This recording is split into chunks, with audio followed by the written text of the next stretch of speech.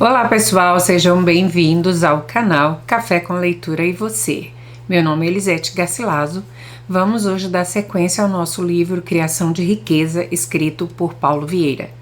Capítulo 5. Eliminação de padrões familiares limitantes. Ensina a criança o caminho que ela deve seguir e mesmo quando envelhecer, ela não há de se afastar. Provérbios 22, versículo 6. Agora vamos para um conteúdo muito importante quando se fala de mudanças financeiras imediatas. Trata-se de tudo o que aprendemos com nossas matrizes, pai e mãe. Eles são as verdadeiras e mais importantes fontes de aprendizado para qualquer criança. Como já disse, a maneira como somos programados na infância está relacionada a tudo que vimos, ouvimos, sentimos em nossa vida durante os primeiros 12 anos. Todo esse material vem predominantemente dos pais. Este aprendizado matricial também é determinante em relação ao dinheiro. Assim, o que você aprendeu com eles? Como se comportavam seus pais em relação ao dinheiro? Eles cuidavam bem ou mal das finanças? O salário deles era suficiente para passar o mês ou faltava e todo fim de mês tinha momentos de tensão e discórdia? Eles perdiam o que tinham e a vida era uma sequência de altos e baixos? Você sofria privações e humilhações pela falta de dinheiro? O dinheiro fluía naturalmente ou era sempre difícil e suado em seu lar? As percepções, vivências e experiências financeiras às quais a sua criança interior foi exposta vão produzir os padrões, os modelos mentais e as crenças que determinarão a qualidade da sua vida financeira futura. Somos financeiramente o aprendizado do que recebemos dos nossos pais. Entretanto, ao contrário do que a maioria das pessoas pensa, não repetimos apenas o que eles fizeram e os seus resultados. Muitas vezes aprendemos por rebeldia, ou seja, assimilamos e fazemos exatamente o contrário do que fizeram e vivemos diferentemente de como eles viveram a vida deles. Vamos a um exemplo de padrão de comportamento que pode ser repetido ou rebelado. O pai é bruto e grosseiro em casa. Se esse homem tiver 3 filhos, existe uma grande probabilidade de 1 ou 2 filhos se tornarem brutos e grosseiros em casa, aprendendo por repetição o padrão do pai, enquanto outro filho pode se tornar doce e sensível, justamente o contrário do pai. Vamos a outro exemplo, dessa vez de padrão de resultado, em que o pai era um profissional medíocre com um padrão comportamental de sempre pular de emprego em emprego. Nesse caso, existe a chance de alguns filhos se tornarem profissionais sofríveis como o pai e pularem de emprego em emprego, repetindo o padrão de resultados profissionais. Entretanto, os outros filhos podem ter extremo sucesso profissional, rebelando-se contra o padrão de resultados profissionais pífios do pai. Então, somos quem somos porque reproduzimos alguns aspectos e imitamos pai e mãe, tanto em seus padrões comportamentais e de resultado de vida, como na maneira de pensar, sentir e se comunicar. Em outros momentos, aprendemos com nossos pais a fazer justamente o contrário do que eles fizeram. Somos uma análise combinatória dos padrões comportamentais e de resultado de nossos pais. Quando os padrões são positivos e me fazem avançar, é maravilhoso. Sou grato e usufruo deles conquistando e produzindo riqueza. A questão é, quando existem em mim padrões negativos aprendidos que me aprisionam em comportamentos, circunstâncias de vida e resultados negativos que fazem a mim e a quem amo sofrer. Seu desafio neste capítulo é identificar os padrões negativos que o assolam e eliminá-los de sua vida. É justamente o que faremos a partir de agora com o exercício a seguir. A seguir, relaciono padrões negativos com influência direta na vida financeira. Se você viver e reproduzir o padrão relacionado, deve colocar um X na coluna Eu, na linha correspondente ao padrão. Se era seu pai na sua infância que tinha um padrão, esse padrão, coloque um X na coluna pai. Se era sua mãe, coloca na coluna correspondente à sua mãe. Se você teve alguém que fez o papel de seus pais, como uma mãe ou pai adotivos, marque a última coluna caso eles tenham tido esse padrão. Se nem você nem eles tiveram esses padrões, deixe em branco todos os espaços. Se todos tiveram os padrões da linha, marque todos os espaços. Em muitos casos, os avós assumiram o papel dos pais, tornando-se pais substitutos. Em outros, foi o padrasto quem assumiu o papel do pai. Também pode ter sido um caso típico de adoção legal. Nesses 3 casos, houve pais substitutos. Então agora a gente vai fazer no caderninho nosso aí, a gente vai fazer uma coluna, assim, de um lado, escrito relações de padrões negativos de pai e mãe. Aí do lado, você faz um outro quadrado, um risco assim, de cima e baixo, escrito eu. Do lado você coloca um escrito pai, do outro mãe e do outro pais substitutos, tá? Então isso vai estar escrito em cima. No primeiro, relações de padrões negativos de pai e mãe. No segundo, eu. No terceiro, pai. No quarto, mãe. E no último, pai e mãe substitutos. Risca até embaixo e agora eu vou falar as perguntas para você colocar na primeira coluna, onde está escrito relação de padrões negativos de pai e mãe. Vamos lá?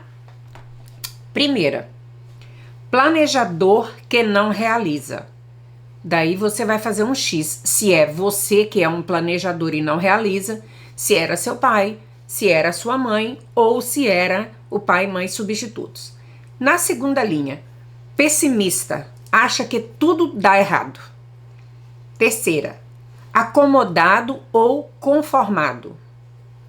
Quarto, confuso e desesperado para ter dinheiro ou negócios. Quinto, sem compromisso com dinheiro, trabalho ou negócio, irresponsável. Passo 1. Preencha a avaliação de padrões negativos a seguir, conforme a explicação e o exemplo que a gente fez agora. Então, agora você vai fazer um outro quadrado, tá? Escrito em cima do mesmo jeito, viu? Relações de padrões negativos de pai e mãe, eu, pai, mãe e pais substitutos. Só que agora a gente vai escrever diferente. Número 1. Sem foco e determinação em ter ou possuir algo de valor. Número 2. Fracasso ou azarento. Número 3. Impulsivo com negócios e dinheiro. 4. Irresponsável financeiro ou profissional. 5.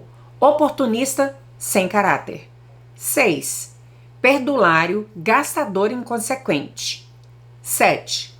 O bom samaritano com os outros e não com a família. Ajuda os outros e não os seus. 8. Frouxo, sem ousadia financeira e profissional, acovardado. 9. Sem foco, sem meta, sem objetivos profissionais financeiros. 10. Arranja desculpa para o fracasso. 11. Não termina o que começa. 12. Gosta da vida fácil. 13. Escora-se financeiramente nos outros, nos cônjuges, pais e familiares. 14. Tenta tirar proveito de tudo e de todos para se dar bem. 15. Só quer sombra e água fresca. 16. Tudo é uma piada e não leva trabalho e dinheiro a sério. 17. Desprezado e incapaz de prosperar. 18. Desistente. 19. Egoísta e egocêntrico. 20. Individualista. 21. Inseguro, paralisado. 22. Profissional, introvertido, tímido. 23. Não se dá valor e por isso não sabe cobrar pelo que faz. 24. Não faz nada realmente bem feito. 25.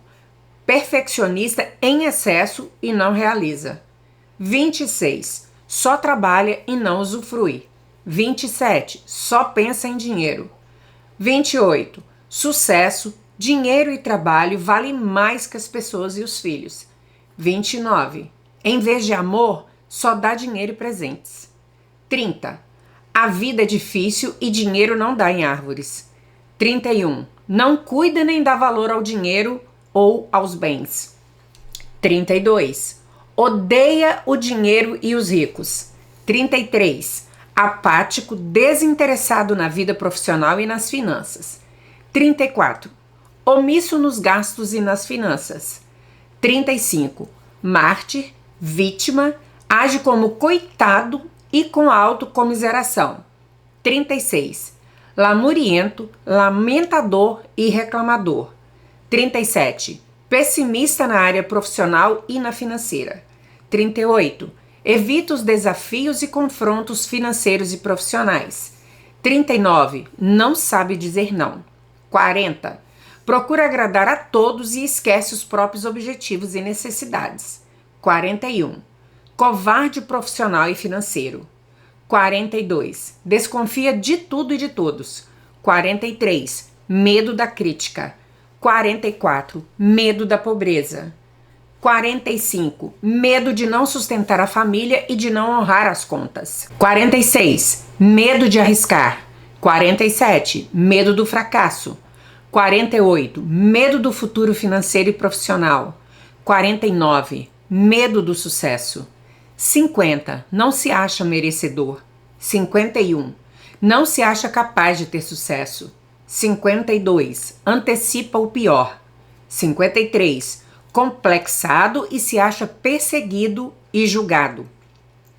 54. Sempre com pressa para trabalhar e sem tempo para as pessoas. 55. Traído pelo sócio e pelos parceiros. Foi passado para trás. 56. Repleto de negócios fracassados. 57.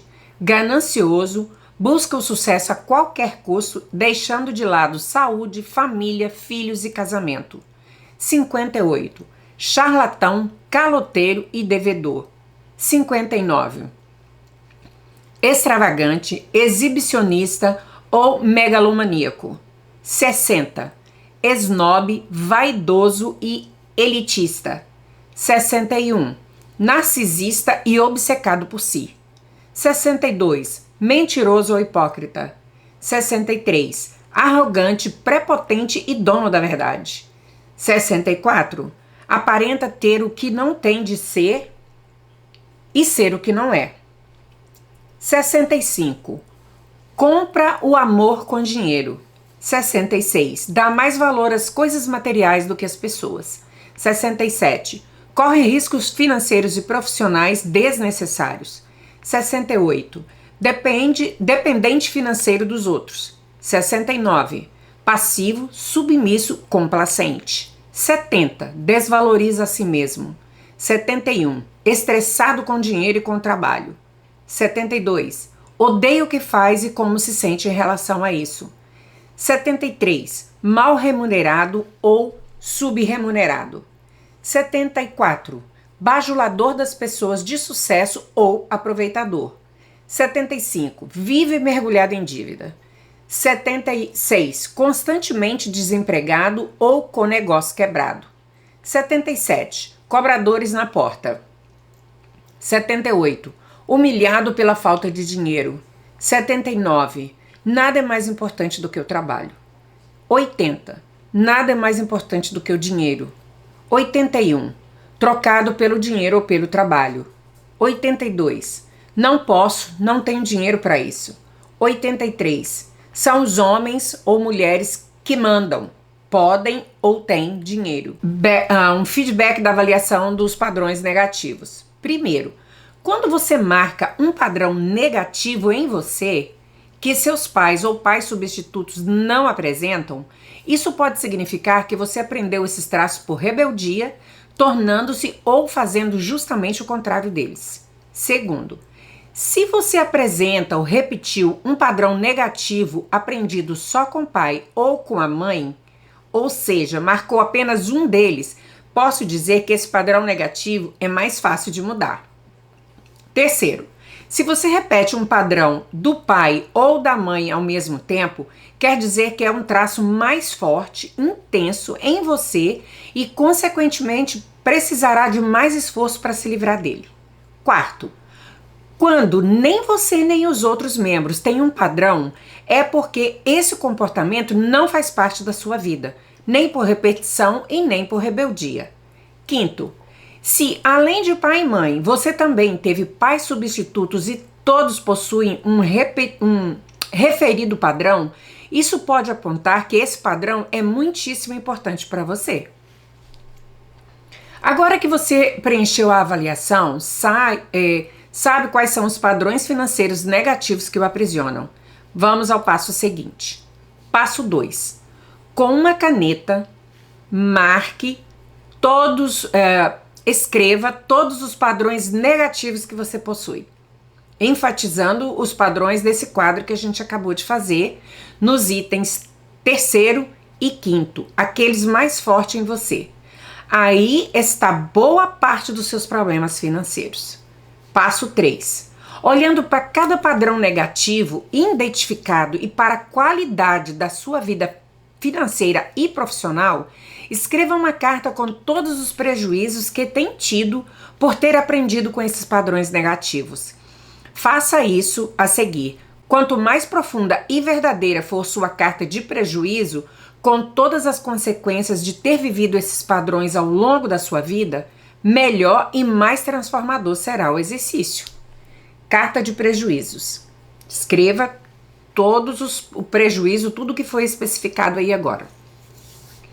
Agora você sabe de maneira clara quais prejudiciais são esses padrões em forma de verdadeiras maldições hereditárias. Você entende o porquê de cada tropeço financeiro, de cada revés, das perdas e até do que você não conquistou no contexto financeiro.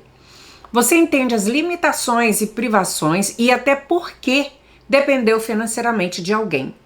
Vendo tantos prejuízos, talvez você queira acusar seus pais ou pais substitutos. Afinal, foram eles que o ensinaram a ser como você é na área financeira. Talvez eles tenham abandonado, machucado ou espancado você. Talvez você tenha vivido isso e coisas piores. Entendo a sua dor e sei que não deve ser fácil viver não apenas o que aconteceu no seu passado, como também conviver com as consequências financeiras disso na sua vida. Antes de prosseguir, responda 2 perguntas a seguir com toda a verdade. Primeiro, quanto você deseja se livrar dos padrões negativos que identificou, prosperar tremendamente e fazer deste ano o melhor da sua vida até então? Escreva no seu caderno. 2. O que você está disposto a fazer por isso? Acredito que a resposta à primeira pergunta deve ter sido algo como: quero muitíssimo, quero demais. A resposta à segunda pergunta pode ter sido: faço qualquer coisa para me livrar desses padrões que me impedem de prosperar. Espero que tenha sido isso que você respondeu, pois realmente será necessário seu empenho emocional a partir daqui.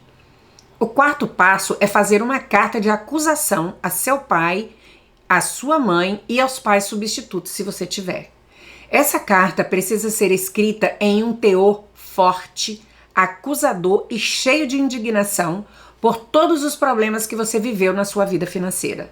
A tendência é de que algumas pessoas justifiquem as falhas dos pais e digam que eles não tiveram intenção ou que as condições em que eles viveram os fizeram errar. Mas aqui o que interessa não é a intenção, e sim a ação e o resultado na sua vida financeira. Também entendo que acusar alguém por coisas do passado pode não parecer algo sensato. Muito menos acusar quem deu a vida por nós. Porém, é extremamente necessário, pois existem em todos nós mágoas conscientes e muitas vezes mágoas e ressentimentos inconscientes que, como um câncer, vão se alastrando e destruindo áreas de nossa vida. Em muitos casos, esses ressentimentos encobertos ou inconscientes atacam primeiramente a vida financeira da pessoa para depois atacar outras áreas. Desejo que você reconheça todo o prejuízo de ter repetido ou se rebelado contra os padrões deles. E quanto eles erraram, por ação ou mesmo por omissão, para que depois você possa perdoá-los na mesma intensidade e assim causar novas e profundas sinapses, removendo barreiras e sentimentos tóxicos, delimitantes, destruindo a autossabotagem e reconstruindo as crenças de identidade, capacidade e merecimento financeiro. Cuidado com as cartas de acusação e prejuízo. Você não precisa entregar essa carta para quem o magoou. Talvez essas pessoas ou você mesmo não estejam preparadas para isso. Muito menos confronte essa pessoa com o conteúdo da carta. Passo 4. Fazer uma carta de acusação para pai, mãe e substitutos. Seja duro ao acusá-los pelos seus padrões e também duro ao acusá-los pelas consequências do que fizeram e deixaram de fazer, pois tudo isso serviu de aprendizado bom ou ruim na sua vida. Faça a carta de acusação. Em primeiro lugar, você reconheceu os prejuízos dos padrões aprendidos com seus pais ou pais substitutos, depois os acusou pelos ensinamentos negativos e prejudiciais. Chegou a hora de eliminar esses padrões negativos e voltar a crescer e prosperar financeiramente. Entretanto, para que haja a eliminação desses padrões negativos financeiros, existe apenas uma maneira: perdoar quem de uma maneira ou de outra fez você sofrer. É necessário especificamente perdoar seus pais. Se você foi adotado, será necessário perdoar o pai, a mãe e os pais substitutos. Não engane a si mesmo dizendo, mas eu não tenho nenhuma mágoa do meu pai ou da minha mãe, nem dos meus pais adotivos. Meus pais foram ótimos, meus pais não erraram. Lembre-se de que pais que não erraram podem ter gerado filhos perfeitos. Pessoas que não têm problema na vida ganham muito bem, têm muito patrimônio, amam o que fazem e fazem muito bem feito, têm um casamento maravilhoso, respeitoso e com uma ótima vida sexual. Além disso, têm filhos extraordinariamente bem-sucedidos, independentemente da idade, e suas emoções trafegam em um patamar super positivo e constante. No entanto, se você não tem essa qualidade de vida, acredite em mim, por melhor e bem intencionados que seus pais tenham sido, eles erraram e merecem ser perdoados. No entanto, se você sofreu e ainda sofre, merece ser livrado desses padrões destruidores. Veja bem, não importa se você não carrega nenhuma mágoa de seus pais, o que importa é que você reconheça que adotou por repetição ou rebeldia algum padrão negativo financeiro deles. Para se livrar desse padrão, precisa perdoá-los. Lança mão de um mandamento bíblico que diz: honrarás pai e mãe e tudo te irá bem. Em outro é dito: honra teu pai e tua mãe, a fim de que tenhas vida longa na terra que o Senhor teu Deus te dá. Ao analisarmos essas duas passagens bíblicas, uma promete que tudo vai dar certo na sua vida. A outra promete que você viverá mais. Existe uma terceira passagem que afirma as duas promessas. Tanto mais dias de vida serão acrescentados e tudo dará certo em sua vida. Devemos observar que em nenhuma dessas passagens foi dito que deveríamos honrar um bom pai ou uma boa mãe. Disse de forma clara: honrarás teu pai e tua mãe. Eu convido você a honrar seus pais com suas palavras, seus pensamentos e seus sentimentos mais profundos e até inconscientes. Novamente, para que isso aconteça, você terá de perdoar pai e mãe de forma racional e emocional. Esse perdão precisa ser de toda a sua força, de todo o seu coração e de todo o seu entendimento. A seguir, elenco alguns pressupostos do perdão. Pressuposto do perdão. Perdão. 1. É um processo e não um acontecimento. 2. É assumir a responsabilidade de como você se sente. 3. É recuperar sua força e seu destino. 4. É a paz que você aprende a sentir quando libera quem lhe faz mal. 5. É para você e não para o autor da afronta. 6. Refere-se à sua autotransformação e não à da pessoa que o fez sofrer. 7. É uma habilidade que precisa de treino. 8º, ajuda a ter mais controle sobre os seus pensamentos. 9, melhora sua saúde física e mental. 10, é tornar-se um herói feliz e não uma vítima sofredora. 11, é uma escolha. 12, é uma decisão. 13, é restituição. 14, você pode perdoar. No entanto, 1, perdão não é fechar os olhos para os maltratos. 2, perdão não é esquecer algo doloroso. 3, perdão não é desculpar o mau comportamento. 4, perdão não é negar ou minimizar seu sofrimento. 5, perdão não é necessariamente se reconciliar com o autor da afronta. Depois dos pressupostos do perdão, vale a pena salientar que seus pais também são vítimas dos pais deles. Se você sofreu com os comportamentos de seus pais, saiba que eles sofreram antes e provavelmente mais do que você. Se seus pais erraram, tenha certeza de que alguém errou com eles antes. Certamente eles o pouparam das dores que sentiram.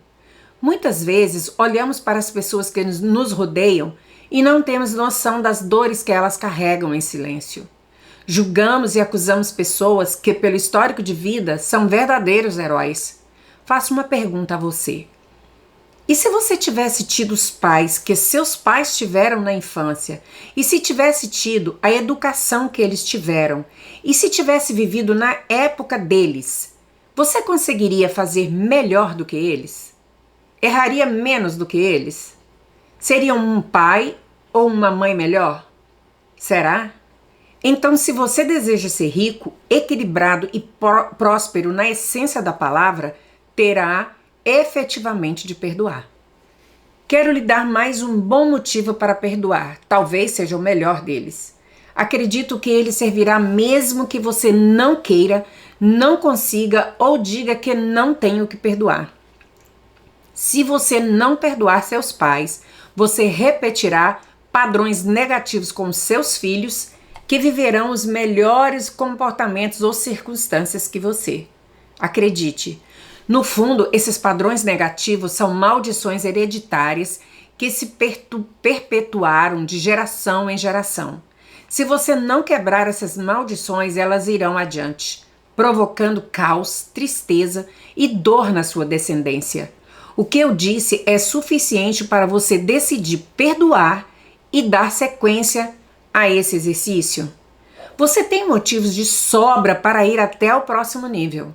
No 5º passo, você escreverá uma carta emocionada de perdão a seu pai, a sua mãe e ou aos seus pais adotivos, ou substitutos. Novamente, para ter grandes e profundos efeitos, você precisa escrever com todo o seu coração e entendimento. Passo 5.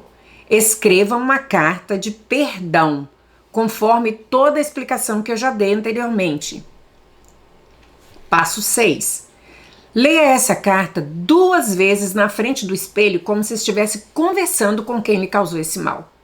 Sua voz deve ser a voz de quem perdoou. Seus gestos e sua postura devem conter harmonia e paz. Faça essa leitura com decisão e amor.